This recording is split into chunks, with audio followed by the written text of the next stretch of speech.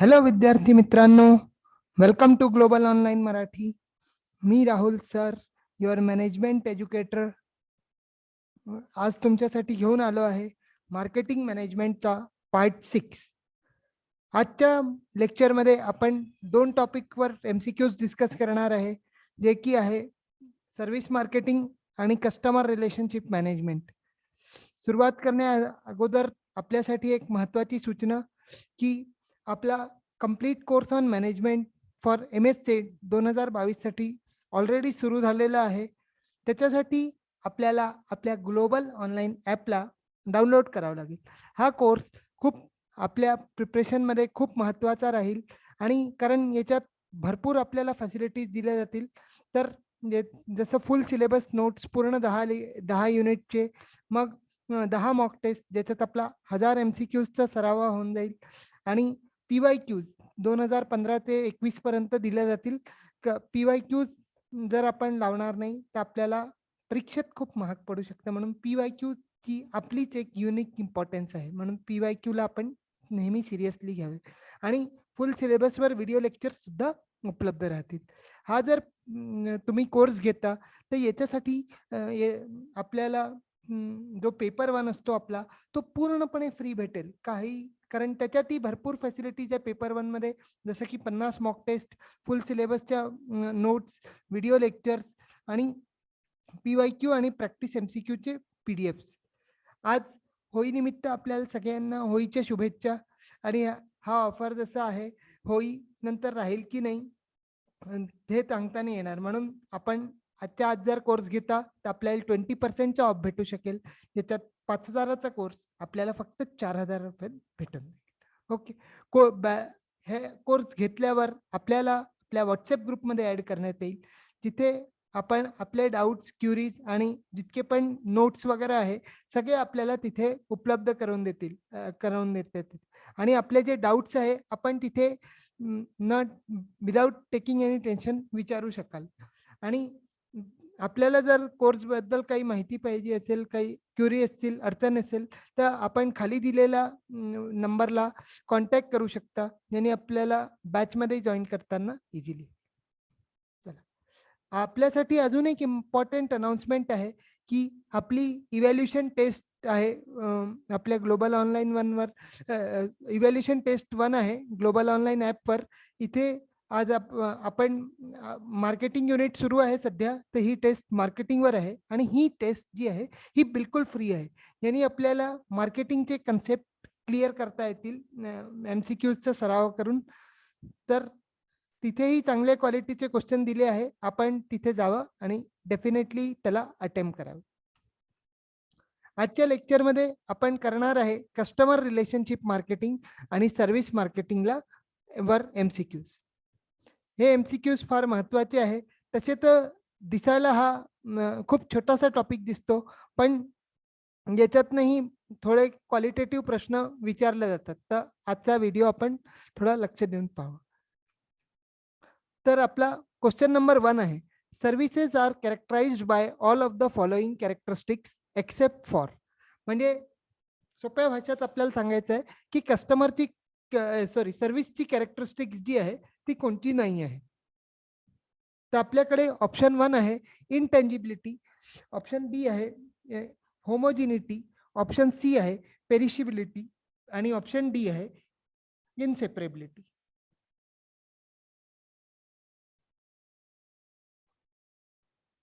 I hope आपल्याला आला असेल, कारण फारच जनरल क्वेश्चन आहे हा. सुरुवातीत मी मुद्दाम आपला मोराल डाऊन होऊ नये म्हणून इझी क्वेश्चन ठेवतो, म्हणजे आणि हळूहळू आपण आपला लेवल वाढवतो. कारण असा सेम प्रश्न 1-2 वेळा आपल्या सेट परीक्षेत विचारला गेलाय. तर सर्व्हिसच्या कॅरेक्टरिस्टिक्स कोणत्या नाही आहे हे सांगायचं होतं आपल्याला. तर आपला जो पहिला फीचर आहे इंटेंजिबिलिटी म्हणजे जे दिसत नाही, तर हा फीचर अगदी बरोबर आहे इंटेंजिबिलिटी. मग होमोजिनिटी, कधीही लक्षात ठेवायचं की सर्व्हिस जे आहे हा हेट्रोजिनिटी असते, कारण सगळे लोक जे आहे, सगळे ऑर्गनायझेशन्स म्हणा, सगळे लोक म्हणा, ते आपल्या आपल्या हिशोबाने आपली सर्व्हिस प्रोव्हाइड करतात. तर कधीही दोन सेम कॅटेगरीच्या जरी सर्व्हिसेस असल्या तरी त्याच्यात सामान्यता राहणार नाही, ते वेगळ्या वेगळ्या राहतील. तर हे होमोजिनिटी नाही होणार, हा हेट्रोजिनिटी होईल. मग पेरिशिबिलिटी म्हणजे काय, की जसं दूध वगैरे आणतो आपण प्रोडक्ट्स मध्ये, तर ते पेरिशेबल असतं. तशी सर्व्हिस जी आहे ती याला आपल्याला काही स्टोअर करून ठेवता नाही येत. हे एकदा आपण जसं घ्याल तेव्हाच्या तेव्हा कन्झम्पशन होईल त्या सर्व्हिसचं. तर this is also a characteristics of service. आणि इनसेपरेबिलिटी म्हणजे जो सर्व्हिस प्रोव्हायडर आहे त्याच्याशी तुम्ही त्याची सर्व्हिस सेपरेट करू शकत नाही. ती सर्व्हिस तेव्हाच सेपरेट होईल जेव्हा तो माणूस स्वतः वरती चालला जाईल. ठीक आहे, जोक्स पार्ट. पण सर्व्हिस जी आहे ती जो सर्व्हिस प्रोव्हायडर आहे त्याच्याशी सेपरेट होणार नाही. सो आपला ऑप्शन आहे करेक्ट आन्सर जो आहे तो option B, homogeneity is the right answer. चला आता आपण पाहू घेऊ की सर्व्हिसच्या कॅरेक्टरिस्टिक्स काय असतात. तर सर्व्हिसच्या कॅरेक्टरिस्टिक्स जसं आपण इनटँजिबिलिटी म्हणजे काय, की most services can not be seen, touched, held और पुट ऑन अ शेल्फ. म्हणजे त्यांना आपल्याला हात लावता नाही येणार, पाहताही नाही येणार, आणि आपल्याला कुठे ठेवायचं शेल्फमध्ये वगैरे तर असंही काही करता येणार नाही. That is इनटेंजिबिलिटी. मग इनसेपरेबिलिटी म्हणजे काय, की for most of the service the production and the consumption of service occur simultaneously.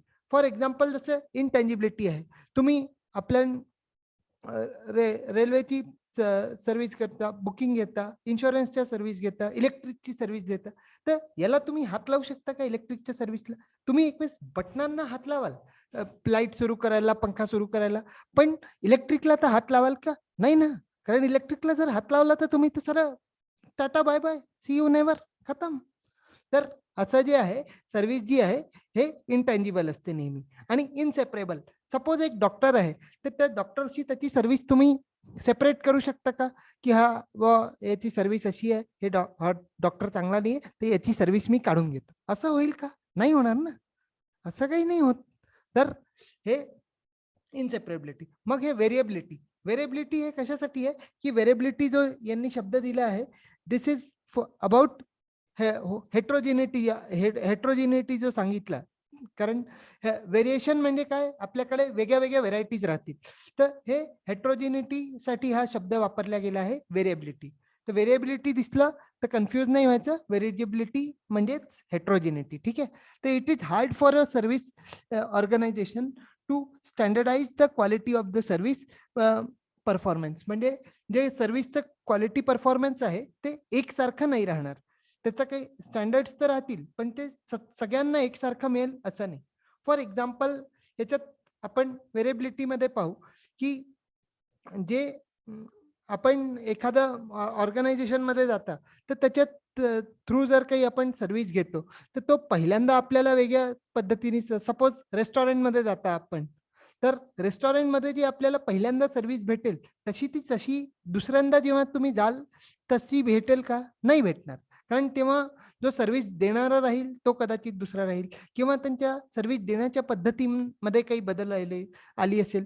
तर दिस इज कॉल्ड व्हेरिएबिलिटी. म्हणजे सर्व्हिस ची जी देण्याची पद्धत आहे, सर्व्हिसची जी प्रोव्हाइड करण्याची पद्धत आहे, that will not be constant. म्हणजे ती कॉन्स्टंट नाही राहणार, ती चेंज होत राहील. ठीक आहे. म्हणून हे व्हेरिएबिलिटी. आणि पेरिशिबिलिटी म्हणजे काय, की most services can not be produced और stored before consumption, they exist only at the time of their production.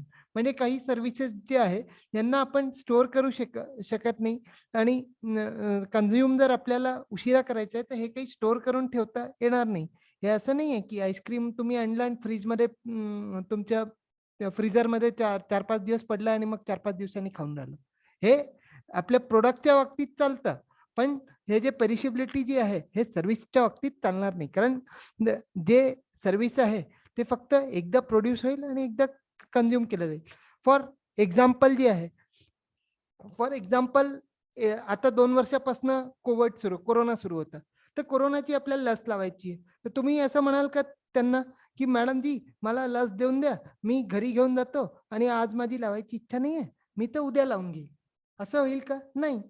तर तुमचं आणि ते जे वॅक्सिन आहे तुम्ही जे घ्यायला जाल तिथे तुम्हाला घ्याल तिथे टोचन मिळेल आणि जा, खतम. तर दिस इज एक्झाम्पल ऑफ पेरिशिबिलिटी. म्हणजे असं जे आहे हे पेरिशिबिलिटीचं उदाहरण आपल्याला म्हणण्यात येईल. कारण वॅक्सिन जे आहे ते एकदा तुम्ही घ्याल आणि तेव्हाच्या तेव्हा ते संपून जाईल. ठीक आहे, भले आता 2 डोस 3 डोस केले आहे त्यांनी, पण एका वेळी आपल्याला 1 डोस इमिजिएट घेऊ आणि खतम होऊन जाईल. ठीक आहे. मग रेंटल ऍक्सेस मध्ये काय की service provide temporary possession or access instead of ownership. म्हणजे सर्व्हिसची कधी कधी काय होते की आपल्याला रेंटल बेसिसवर मिळते आणि त्याचा आपल्याला ओनरशिप नाही मिळणार. Ownership will not be transferred, पण जी सर्व्हिस आहे रेंट बेसिसवर आपल्याला दिल्या जाऊ शकते. फॉर एक्झाम्पल, आपल्याकडे जे काम करणारे जे मशीन्स वगैरे असतात ते आपण काय करतो, रेंटवर आणतो. फॉर एक्झाम्पल, जसं की शेतकरी जे आहे, आता सगळे शेतकऱ्यांकडे ट्रॅक्टर वगैरे तर नसतो, तर ते काय करतात की आपला ट्रॅक्टर जो आहे तो भाड्याने मागवतात आणि आपलं जेव्हा शेतचं वखरणं वगैरे झालं, लेवलिंग झालं व्यवस्थित, तर मग तो परत करून देतो. पण त्याची जो ट्रॅक्टर देणारा आहे, ज्याचं ऍक्च्युअल मध्ये ते ट्रॅक्टर आहे, ट्रॅक्टरचा मालक जो आहे तो ओनरशिप ट्रान्सफर नाही करणार, पण तो भाड्याने तुम्हाला ट्रॅक्टर देऊन देईल, जेवढ्या तुमच्या शेतला वखरायचं आहे त्या हिशोबाने. ठीक आहे. So this is rental or access. Okay, चला आता क्वेश्चन 2 पाहू आपण. Customer satisfaction can be defined by comparing. म्हणजे कस्टमर सॅटिस्फॅक्शन जर आपल्याला सांगायचं आहे तर आपण कोणत्या 2 गोष्टींची तुलना करू, तर आपल्याकडे आहे predicted service and perceived service. मग प्रिडिक्टेड सर्व्हिस आणि डिझायर्ड सर्व्हिस, मग desired service and perceived service, आणि मग लास्ट वाला आहे adequate service and perceived service. थोडासा फॉर्म्युला बेस्ड क्वेश्चन आहे. तर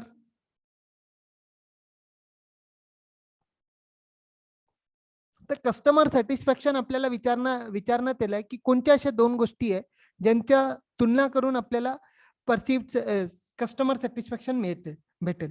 तर हा जो ऑप्शन ए आहे आपला, ऑप्शन ए नी काय म्हटलंय की perceived service, predicted service and perceived service. तर हा ऑप्शन रॉंग होऊन जाईल. का बरं? कारण तुम्ही इथे असं मिळतं आणि तुम्ही तिथे चालले गेले, तर तिथे जी तुम्हाला सर्व्हिस भेटेल त्याला तुम्हाला सॅटिस्फॅक्शन भेटेल का? नाही. तर हे नाहीये. मग predicted service and desired service, मला अशा सर्व्हिस पाहिजे आणि तिथे तशा सर्व्हिस भेटतात असं म्हणून चांगलं चालेल का तुमचं? नाही. तर ऑप्शन 2 पण रॉंग होऊन जाईल. मग डिझायर्ड सर्व्हिस आणि परसिव्ड सर्व्हिस, म्हणजे इथे काय आहे की तुमची अशी इच्छा आहे की मला अशी सर्व्हिस भेटावी, आणि परसिव्ड सर्व्हिस म्हणजे काय की तुम्ही तशी सर्व्हिसचा अनुभव घेऊन राहिले, प्रत्यक्षात तसा अनुभव घेऊन राहिले. तर दिस विल बी, यांनी तुम्हाला भेटेल कस्टमर सॅटिस्फॅक्शन. ठीक आहे, यू विल फील सॅटिस्फाईड की माझी अशी इच्छा होती की मला अशी सर्व्हिस पाहिजे आहे, तर तिथे तुम्हाला तशी सर्व्हिस भेटेल. फॉर एक्झाम्पल, तुम्ही फिरायला गेले, तर फिरायला गेले तर काय की तिथे तुम्हाला चांगल्या रेस्टॉरंटमध्ये हॉटेलमध्ये थांबायचं, तर हॉटेलमध्ये तुम्ही गेले, तुम्ही हॉटेलमध्ये पाहिलं की सगळं व्यवस्थित बेड वगैरे असले पाहिजे, झोपण्याची चांगली व्यवस्था असली पाहिजे, हॉटेलमध्ये चांगलं रूममध्ये आपल्या एसी बीसी टीव्ही वगैरे असला पाहिजे. तर अशी तुमची इच्छा आहे, ही तुमची डिझायर आहे. आणि जेव्हा तुम्ही प्रत्यक्षात हॉटेलमध्ये जाल आणि या सगळ्या गोष्टींचा अनुभव कराल, तर that will be your perceived service.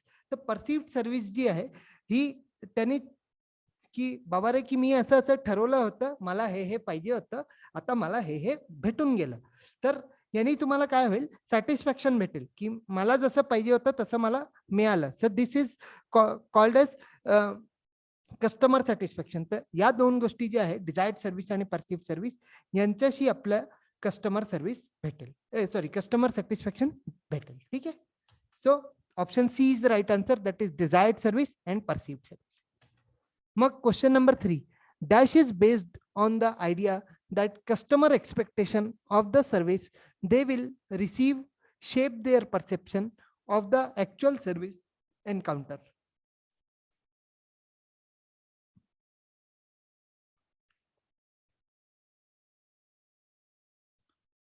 म्हणजे याच्यात काय म्हटलंय की अशी कोणती टर्म आहे जी सांगते की कस्टमरच्या एक्सपेक्टेशन प्रमाणे त्यांना जी सर्व्हिस भेटेल ते त्यांच्या परसेप्शनला म्हणजे शेप देईल. तर अशी कोणत्या असा फीचर आहे, तर आपल्याला ऑप्शन ए आहे आपल्याकडे सर्व्हिस ऍक्शन, ऑप्शन बी आहे सर्व्हिस सॅटिस्फॅक्शन, ऑप्शन सी आहे सर्व्हिस रिकव्हरी, आणि ऑप्शन डी आहे सर्व्हिस क्वालिटी.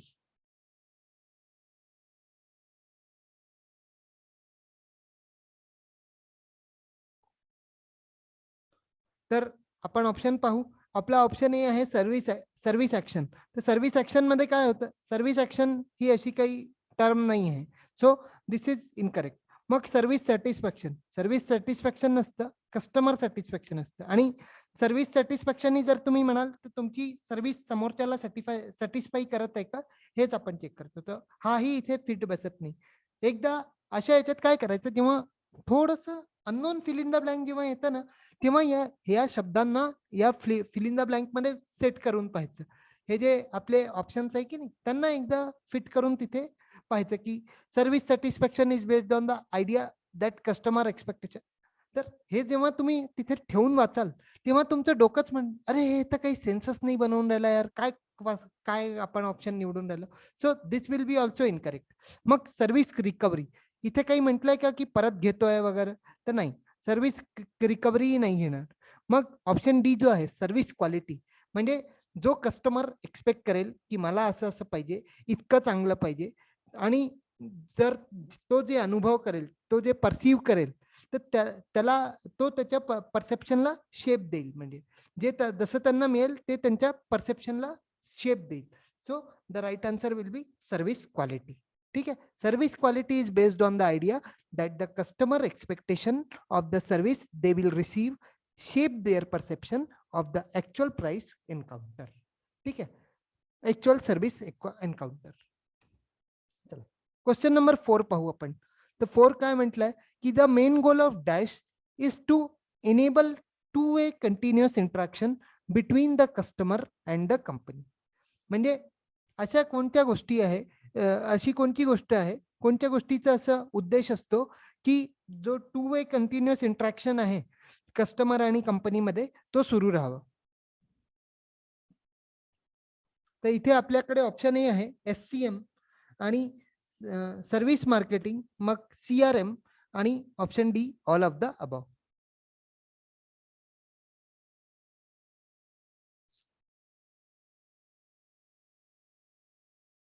परत ती टेक्निक लावा की वर्ड्सला ठेवून पहा फिल इन द ब्लँकच्या जागी, मग तुम्हाला उत्तर इझिली देता येईल. आता SCM म्हणजे काय, सप्लाय चेन मॅनेजमेंट.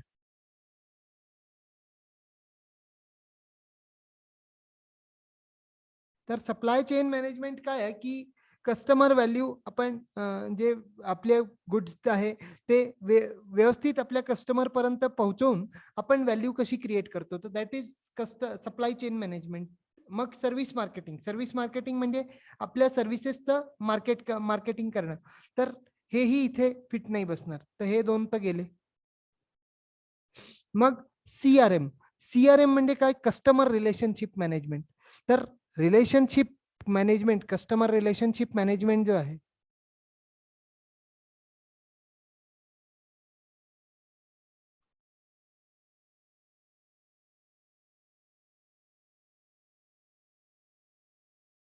आता हा कस्टमर रिलेशनशिप मध्ये हा शब्द जो आहे रिलेशनशिप, हाच आपल्याला याचं उत्तर देईल. कारण जर तुमचं रिलेशन आहे तर तुम्हाला इंट्रॅक्शन तर कंटिन्युअस करावं लागेल ना.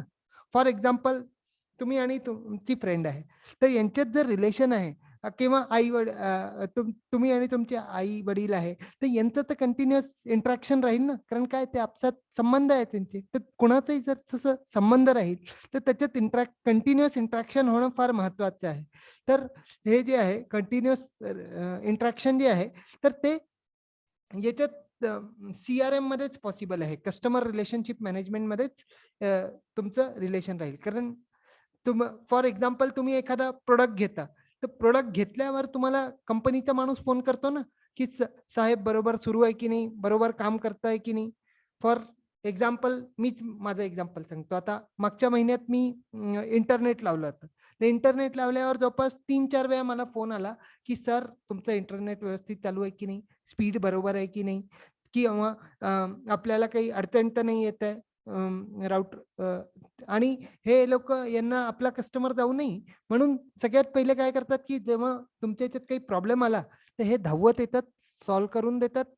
पण ते कारण त्यांचा उद्देश काय असतो की फॉर एक्झाम्पल कोणी एअरटेल वापरतं, तर तो एअरटेल वरून जिओवर जाऊ नये म्हणून तो एअरटेलवाला त्याला चांगल्यात चांगली सर्व्हिस देतो आणि रिलेशन्स आपले जे आहे तो मेंटेन करून ठेवतो. तर हे सगळं याच्यासाठी काय इंटरॅक्शन होणं फार महत्वाचं आहे दोघांमध्ये, कस्टमर आणि कंपनीमध्ये. तर this is possible by customer relationship management. Okay, तर आपण आता पाहू कस्टमर रिलेशनशिप मॅनेजमेंट म्हणजे काय. तसं तर शब्दच सांगतो म्हणा. तर a company wide business strategy designed to optimize profitability, customer satisfaction by focusing on highly defined and precise customer groups. म्हणजे जे खूप चांगले जे कस्टमर्स आहे तर त्यांच्याशी आपले रिलेशन्स जे आहे ते मेंटेन करायला जे कस्टमर वापरतो प्रिसाइज कस्टमर ग्रुप सोबत व्यवस्थित रिलेशन ठेवतो आपल्या प्रॉफिट्सला मेंटेन करायला आणि आपल्या प्रॉफिट्सला जास्तीत जास्त करायला आणि कस्टमरचा सॅटिस्फॅक्शन व्यवस्थित वाढवून ठेवायला. तर हे काय आहे, कारण कस्टमर सॅटिस्फॅक्शनचे कस्टमर रिलेशनशिप मॅनेजमेंटचे 3 प्रमुख उद्देश असतात. तर 3 प्रमुख उद्देश काय असतात की एक तर आपल्या कस्टमरला रिटेन करणं, म्हणजे सगळ्यात पहिले रिटेन्शन असतं, सॅटिस्फॅक्शन असतं आणि प्रॉफिटेबिलिटी असतं. कारण जर तुमचा कस्टमर सॅटिस्फाई राहील तरच तो तुमच्या सोबत राहील, म्हणजे तरच तुम्ही त्याला रिटेन करू शकाल. आणि जर तुम्ही रिटेन करून ठेवाल तर तुम्हाला प्रॉफिटेबिलिटी मिळेल, म्हणजे तुम्हाला फायदाही मिळेल. तर हे याचं मेन फोकस असतं, मेन 3 जे आहे ते घटक असतात. तर focus of customer relationship management, focus काय आहे की कस्टमर रॅदर दॅन प्रोडक्ट. म्हणजे यांच्यासाठी एक वेळेस प्रोडक्टला काही कमी जास्त झालं तर ते चालेल, पण कस्टमर सोबत जे आहे ते काही कमी जास्त व्हायला नको. म्हणजे त्यांना व्यवस्थित सॅटिस्फॅक्शन भेटत राहायला पाहिजे, त्यांना व्यवस्थित सर्व्हिस भेटत राहिली पाहिजे. तर मग सेकंड पॉइंट काय आहे की changes in process system and culture. म्हणजे काही अपग्रेडेशन वगैरे कस्टमर म्हणतो तर ते व्यवस्थित करून देतील, म्हणजे changes in process system and culture. कारण सीआरएम काय आहे, सीआरएम बेसिकली एक डेटाबेस आहे ज्याच्यात आपले जे लॉयल कस्टमर्स आहे प्लस नवीन कस्टमर आहे प्लस अजूनही जे एक्झिस्टिंग कस्टमर आहे यांचा आपला सगळा डेटा फीड करून ठेवतो. म्हणजे it is an example of ERP. ERP म्हणजे एंटरप्राइज रिसोर्स प्लॅनिंग.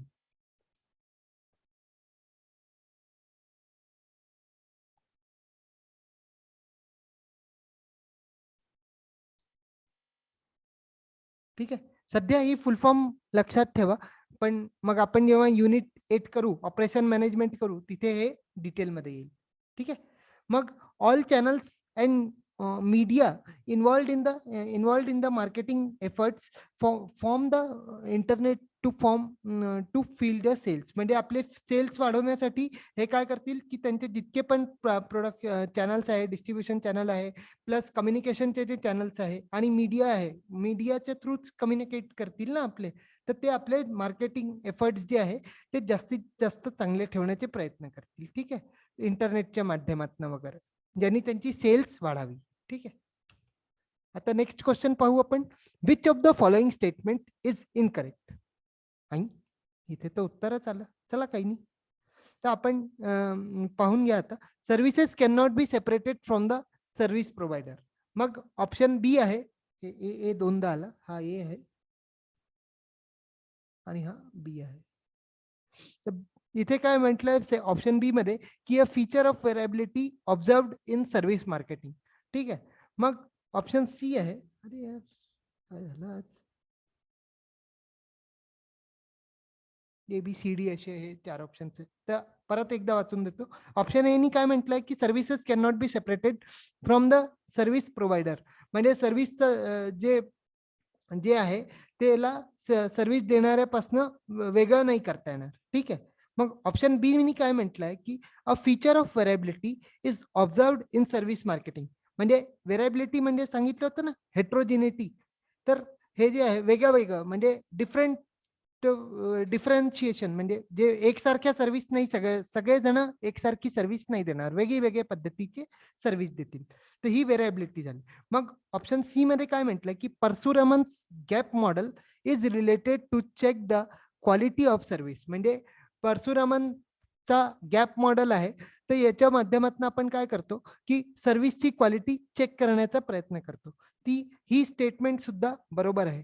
पण ऑप्शन डी काय म्हटलंय की services are both tangible and intangible in nature. तर इथे जे यांनी घोळ केला तो काय केला की दोन्ही आपल्याला देऊन दिलं की सर्व्हिसेस जे असतात ते टेंजिबली असतात आणि इनटेंजिबली असतात. तर हा जो इंटेंजिबलच असतात, इंटेंजिबल आणि इंटेंजिबल हे जो दिला इथे आपला यांनी खरा खेळ केला. सर्व्हिसेस जी असते ती टेंजिबल कधीच नसते, ती फक्त इंटेंजिबल असते. ठीक आहे, आय होप आपल्याला क्वेश्चन क्लिअर झाला असेल. स्वतः 6 आहे पण जाऊ दे. आता इथे यांनी म्हटलं आहे की which of the following is not included in principle of CRM. म्हणजे कस्टमर रिलेशनशिप मॅनेजमेंट जो आहे तो काही प्रिन्सिपल्स फॉलो करतो. तर आपल्याला सांगायचं की कोणता असा प्रिन्सिपल आहे जो सर्व्हिस जो कस्टमर रिलेशनशिप मॅनेजमेंट मध्ये नाही आहेत. तर आपल्याकडे ऑप्शन ए आहे की प्रिन्सिपल ऑफ क्वालिटी, मग प्रिन्सिपल ऑफ नॉलेज, मग प्रिन्सिपल ऑफ अनालिसिस आणि D all of the above.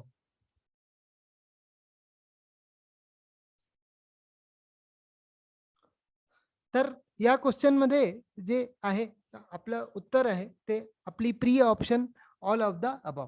कारण कसं आहे की जे प्रिन्सिपल ऑफ क्वालिटी, जर तुम्हाला कस्टमरशी चांगले संबंध ठेवायचे आहे, त्याला रिटेन करून ठेवायचे आहे, तर त्याला चांगली क्वालिटी देणं तर भाग आहे. तर ही प्रिन्सिपल फॉलो करेल CRM मध्ये. मग स्टेटमेंट ऑप्शन बी नी काय म्हटलंय की प्रिन्सिपल ऑफ नॉलेज. अरे तुम्हाला नॉलेज तर पाहिजे ना की काय कसं कस्टमरचा कोणता डाटाबेस आहे, कोणते चांगले कस्टमर आहे, कोणते आपले लॉयल कस्टमर आहे. तर हे सगळा जो डेटा आहे तो त्याची नॉलेज असणं फार गरजेचं आहे. म्हणजे कस्टमरला रिटेन कसं ठेवायचं, त्याला मॅनेज त्याच्या व्यवस्थित जर काही क्युरीज असेल तर त्यांना कसं मॅनेज करायचं, तर या सगळ्या गोष्टीची नॉलेज असणं फार महत्वाची आहे. तर प्रिन्सिपल ऑफ नॉलेज सुद्धा फॉलो करेल. आणि प्रिन्सिपल ऑफ अनालिसिस, अनालिसिस मध्ये जो तुमचा डेटाबेस राहील, कस्टमरचा जो डेटाबेस फीड करून ठेवाल तुम्ही स्वतःच्या जवळ, तर त्याच्यात काय की आपल्याला अनालिसिस करता आलं पाहिजे की which customers are more beneficial for the company. म्हणजे कोणते असे कस्टमर्स आहे ज्यांना आपण जे कंपनीसाठी फार महत्वाचे आहे, कारण काय ते कंटिन्युअस लॉयल आहे, आपल्या ब्रँड सोबत ते लॉयल आहे. आणि जर कस्टमर एखादा लॉयल असेल तर तो काय करतो की आपले गुड्स जे आहे किंवा आपल्या ज्या सर्व्हिसेस आहे त्यांची दुसऱ्यांना चांगला त्यांची चांगली चांगली पब्लिसिटी करतो. तर यांनी काय होतं की हे जो पब्लिसिटी करेल तो त्यांनी अजून समोरचा गिराईक आपल्या कंपनीकडे येईल त्या प्रोडक्ट आणि सर्व्हिस घ्यायला. तर हे तिन्ही प्रिन्सिपल जे आहे ते CRM मध्ये येतात. आणि अरे रे रे, इथे एक चुकलं, थोडस चुकलं आहे की ही जी ऑप्शन डी आहे ही नन ऑफ द अबव असली पाहिजे, कारण यांनी नॉट म्हटलंय ना. सॉरी, ऑप्शन डी जी आहे ती नन ऑफ द अबव आहे, ही ऑल ऑफ द अबव नाही आहे. किंवा असं करू ना आपण, याला अजून एक करता येईल की हा नॉट इथून हटवून देऊ. सगळ्यात best, which of the following is included in principles of CRM. तर हे तिन्ही आपले ऑप्शन्स येतील. ठीक आहे, आता क्वेश्चन नंबर 8 पाहू आपण. Which of the following is not included in 4 C's of customer relationship process. तर याच्यात विचारलं आहे की असा कोणता सी आहे, जसं आपले 4P वगैरे असतात ना, तर तसं इथे सांगायचं की कोणता असा सी आहे जो आपल्या 4 C's of customer relationship process मध्ये नाही आहेत. कस्टमर सोबत जी रिलेशनशिप ठेवण्याची जी प्रक्रिया असते त्याच्यात कोणता सी नाही आहेत हे आपल्याला सांगायचं. तर आपल्याकडे ऑप्शन ए आहे कॉग्नाइज, ऑप्शन बी आहे कोरिलेट, ऑप्शन सी आहे कंबाईन आणि ऑप्शन डी आहे नन ऑफ द अबव.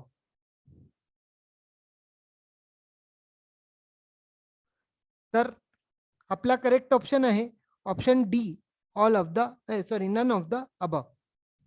कारण हे जे कॉग्नाइज, कोरिलेट आणि कंबाईन जे आहे हे तिन्ही कस्टमर रिलेशनशिप प्रोसेसचे मध्ये येतात, म्हणजे इन्क्लूड केले जातात. तर आपला जो पहिला सी आहे तो आहे कोरिलेट. तर कोरिलेट मध्ये काय म्हटलंय की इन्क्लूड्स सिरीज ऑफ ट्रान्झॅक्शन्स, म्हणजे transactions and interactions take place between the customer channel, end user and the organisation. म्हणजे या सी मध्ये इथे लिहिलं खूप सारं आहे पण शॉर्ट मध्ये सांगतो मी की जे वेगळे वेगळे टाईपचे ट्रान्झॅक्शन होतात आणि इंटरॅक्शन होतात कोणात, कस्टमरमध्ये, चॅनल्समध्ये, युजरमध्ये आणि ऑर्गनायझेशनमध्ये. तर याचा जो डेटा असतो तो डेटा कलेक्ट करतो आपण सगळीकडनं, आपल्या कॉन्टॅक्ट पॉइंट्स कडनं, आणि इन्व्हॉल्व्स कम्युनिकेशन, म्हणजे त्यांना दुसऱ्या ऑर्गनायझेशन सोबत सुद्धा कम्युनिकेट करतो. तर this information is collected from all the sources while provide a better understanding of the customers. म्हणजे आपले कस्टमरची आपल्याला चांगल्यात चांगली समज व्हावी त्याच्यासाठी काय करतो आपण, आपले जे ट्रान्झॅक्शन आहे आणि इंटरॅक्शन आहे यांच्यात आपण कोरिलेशन पाहतो. तर दिस इज कोरिलेट. मग सेकंड पॉइंट आहे कंबाईन. कंबाईन मध्ये काय म्हटलंय की this element of CRM process includes the mapping and management of the interaction points beta customer and the organization, बिटानी येते बिटवीन कस्टमर अँड ऑर्गनायझेशन. म्हणजे जितके टाईपचे जे इंटरॅक्शनच्या पद्धती आहे त्यांना आपण व्यवस्थित मॅनेज करतो, कंबाईन करतो. तर दिस इज कंबाईन.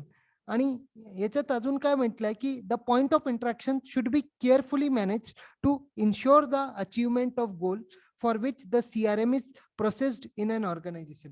म्हणजे जो महत्वाचा आपला जो ऑर्गनायझेशनचा गोल आहे त्यांना, त्याला जर आपल्याला अचीव करायचं आहे तर त्याच्यासाठी आपल्याला चांगल्यात चांगलं जे आपल्या रिलेशनशिप्स आहे, जो कस्टमरचा डेटा आहे त्याला व्यवस्थित मॅनेज केलं पाहिजे आणि कंबाईन केलं पाहिजे. ठीक आहे.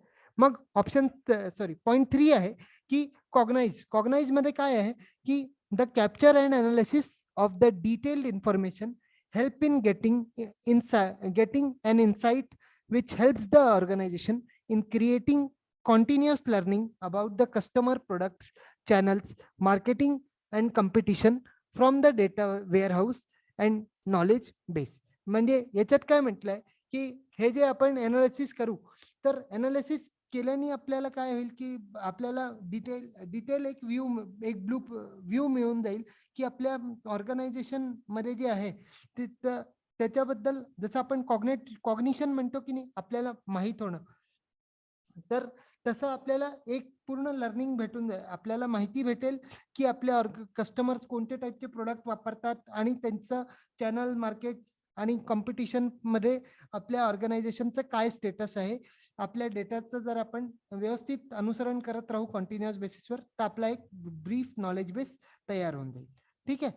तर the overall learning is available through the analysis of the information available. म्हणजे जे आपल्याला लर्निंग आहे, जी आपल्याला माहिती आहे ती कशाने भेटेल की जर आपण डिटेल अनालिसिस करू आपल्या इन्फॉर्मेशनचं. ठीक आहे. मग ऑप्शन डी आहे पॉइंट डी आहे कनेक्ट. तर कनेक्ट मध्ये काय होतं की the insights available in cognize element can be applied to create relevant interaction of or communication with the consumers, channels, suppliers and partners with that help to build valuable relationships.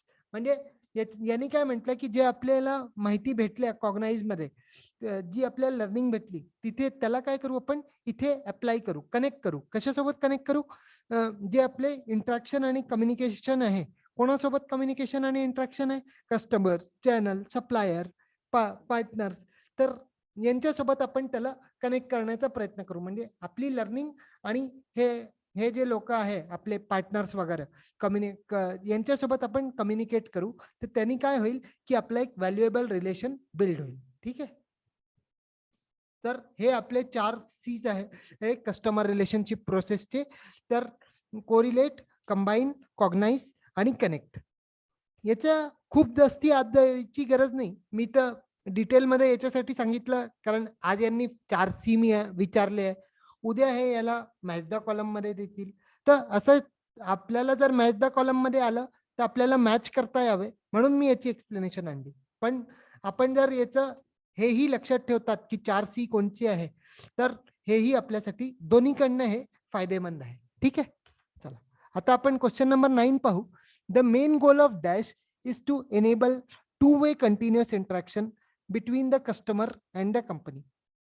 अरे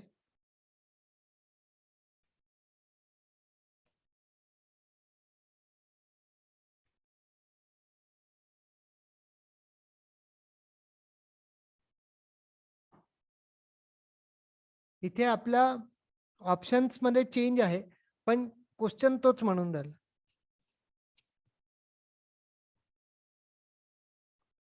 तर जो आहे इथे आपल्याकडे ऑप्शन्स आहे, A customer referral value, option B customer perceived value, option C customer expectation आणि option D customer relationship value.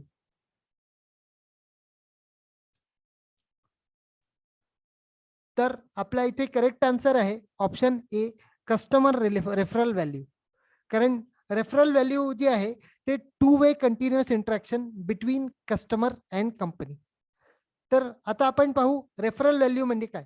Referral value is the amount of business generated by contact और business by clients that the contact और business has referred.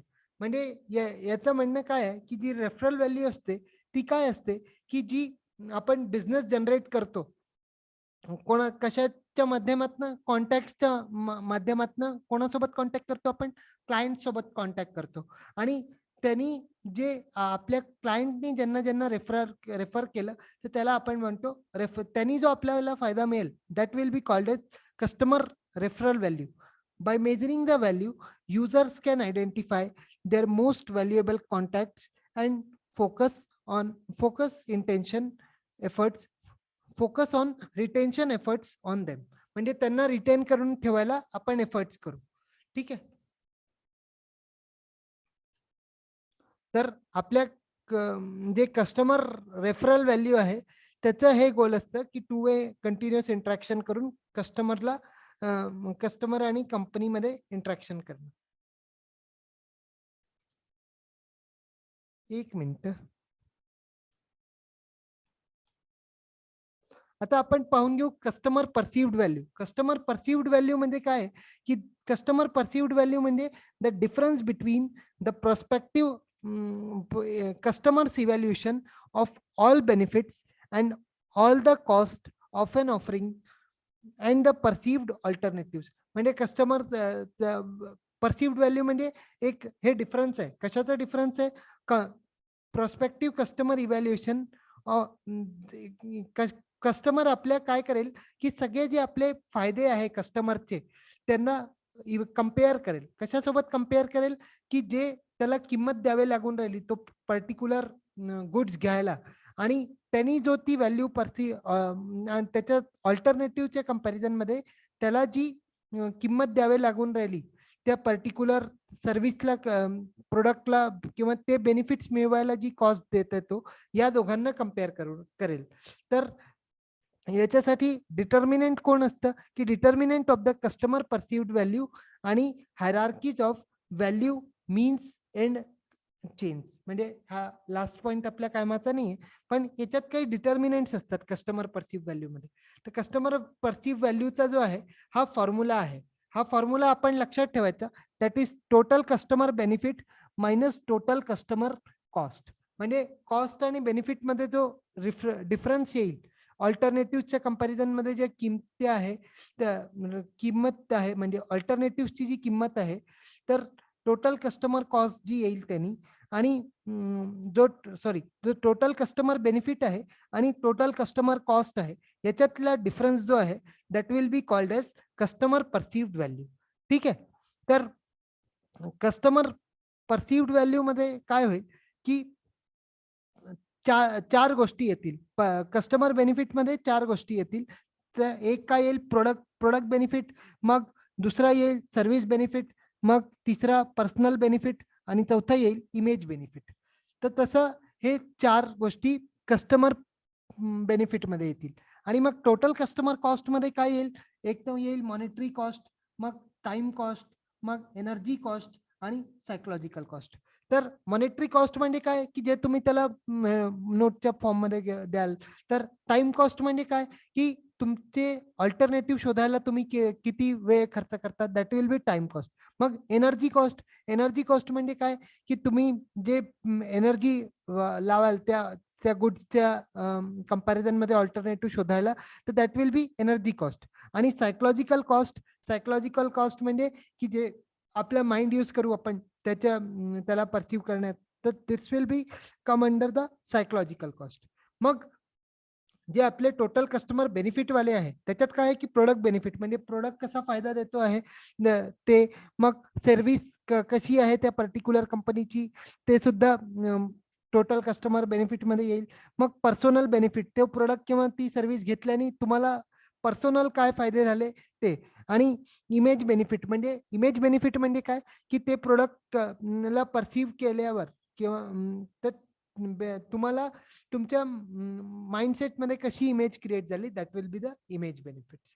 तर हे असतं customer perceived value. हा formula आपण लक्षात ठेवा, अगदी सोपा आहे. Total customer benefit minus total customer cost. ठीक आहे.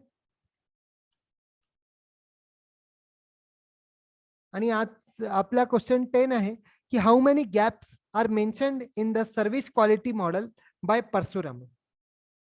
मी आता म्हणाल की सर काय मॉडेल मॉडेल मॉडेल, पण काय करू मी, माझाही नाईलाज आहे ना. आपल्याला सगळ्यात महत्वाचे जे टॉपिक्स आहे जिथून सगळ्यात जास्ती शक्यता असते प्रश्न विचारण्याची, ती आपण कव्हर करत. तर आपल्याला हे मॉडेल वगैरे नॉलेज असणं फार महत्वाचं आहे. इथे आपल्याला काय विचारलंय की जो परशुरामांचा आहे सर्व्हिस क्वालिटी गॅप मॉडेल, तर याच्यात किती गॅप्स असतात. तर टोटल ऑप्शन ए आहे 5, ऑप्शन बी 2, ऑप्शन सी 4 आणि ऑप्शन डी 3. तर आपला जो राईट आन्सर आहे तो आहे ऑप्शन सी 4. कारण परशुरामांच्या जो हे आहे सर्व्हिस क्वालिटी गॅप मॉडेल असतो, तर त्याच्यात 4 गॅप्स फाईन केल्या जातात, 4 गॅप्स बघितल्या जातात. आता खरं तर या परशुरामांचा वध केला असताना त्यावेळी, तर आज आपल्याला हे शिकावं नसतं लागलं. ठीक आहे, काही हरकत नाही, जाऊ द्या. अगदी सोपा मॉडेल आहे. तर आपल्याकडे पहिला गॅप आहे the knowledge gap. Knowledge gap ही पहिली गॅप आहे. नॉलेज गॅप मध्ये काय म्हटलंय की difference between the target market expected service and management perceptions of the target market expected service. म्हणजे इथे जी नॉलेज गॅप आहे, नॉलेज गॅप मध्ये आपण 2 गोष्टींचा डिफरन्स पाहत आहे की जो target market of expected service म्हणजे आपण ज्या मार्केटमध्ये जे टार्गेट करत आहे तो मार्केट, आणि मॅनेजमेंटचं परसेप्शन काय आहे त्याला घेऊन, जिथे आपण की इथे आपण कशा सर्व्हिस देणार आहे. तर या दोघांचा जो डिफरन्स आहे that will B knowledge gap. म्हणजे जिथे ज्या मार्केटला आपण टार्गेट करू तिथली आपल्याला नॉलेज असणं फार महत्वाचं आहे. ठीक आहे. मग गॅप 2 काय आहे? गॅप 2 म्हणजे काय की स्टँडर्ड गॅप. स्टँडर्ड गॅप म्हणजे काय की difference between management's perception of customer expectation and translation into service procedures and specialisation, specification. तर याच्यात गॅप 2 नी काय म्हटलंय की difference between management perception of the customer expectation and service procedures and specification. म्हणजे ज्या कशाचा डिफरन्स पाहायचा गॅप 2 मध्ये की मॅनेजमेंट चा कस्टमर एक्सपेक्टेशन बद्दल काय परसेप्शन आहे आणि जे ट्रान्सलेशन आहे आणि जे कोणत्या पद्धती आणि नी आपण सर्व्हिस डिलिव्हर करणार आहे आणि आपल्या सर्व्हिसचे काय काय स्पेसिफिकेशन्स आहे. तर this will B standard gap. ठीक आहे. मग ऑप्शन गॅप 3 जो आहे, गॅप 3 म्हणजे डिलिव्हरी गॅप. डिलिव्हर म्हणजे की आपल्या सर्व्हिस आपण कसे देणार आहे, तर याच्यात काही डिफरन्स येईल. तर इथे काय म्हटलंय गॅप 3 मध्ये difference between service quality specification and service actually delivered. म्हणजे तुम्ही कशी म्हटली होती की असं असं आपण सर्व्हिस देऊ, हे फीचर्स राहतील आणि तुम्ही कसे सर्व्हिस देऊन राहिले, सर्व्हिस ऍक्च्युअली डिलिव्हर्ड. तर हे या दोघांमध्ये जेव्हा गॅप पाहिला जातो that is known as delivery gap. आणि गॅप 4 मध्ये काय आहे की the communication gap. Communication gap म्हणजे काय की the service delivery intentions and what is communicated to the customer. म्हणजे तुमची सर्व्हिस देण्यामागे वृत्ती काय आहे ती आणि तुम्ही कस्टमरला त्या सर्व्हिस बद्दल काय कम्युनिकेट केलंय, तर याच्या जे डिफरन्स येईल that will B communication gap.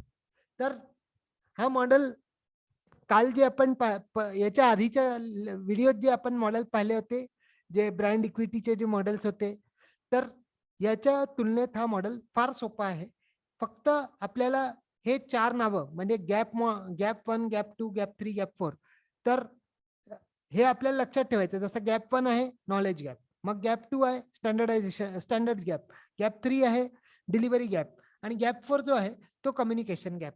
हे एक तर गॅपचे नावं लक्षात ठेवायची आणि प्लस कोणत्या गॅपमध्ये काय येतं हे सुद्धा आपल्याला लक्षात ठेवायचं. तर गॅप 3 आणि 4 जो आहे ते मला नाही वाटत की आपल्याला काही त्रास लक्षात ठेवण्यात काही अडचण येईल. पण गॅप 1 आणि 2 जो आहे हे थोडेसे मिळते जुळते आहे, तर याला आपल्याला थोडंसं 2-4 वेळा रिवाइज करावं लागेल, पण इझिली आपण लक्षात ठेवू शकतो. आता हा आपला क्वेश्चन नंबर 11 आहे. तसं चुकून इथे 9 लिहिण्यात आलं. तर the extended marketing mix for services does not include dash people, physical evidence, process आणि प्रोडक्शन. तर this is your question is your homework. याचा आन्सर आपण कमेंट सेक्शनमध्ये द्यावे आणि आपल्याला व्हिडिओ आवडला असेल तर लाईक करा आणि चॅनलला सबस्क्राईब करा. पुन्हा भेटू आपण नंतर मार्केटिंगच्या नेक्स्ट पार्टमध्ये. तोपर्यंत बाय. Thank you.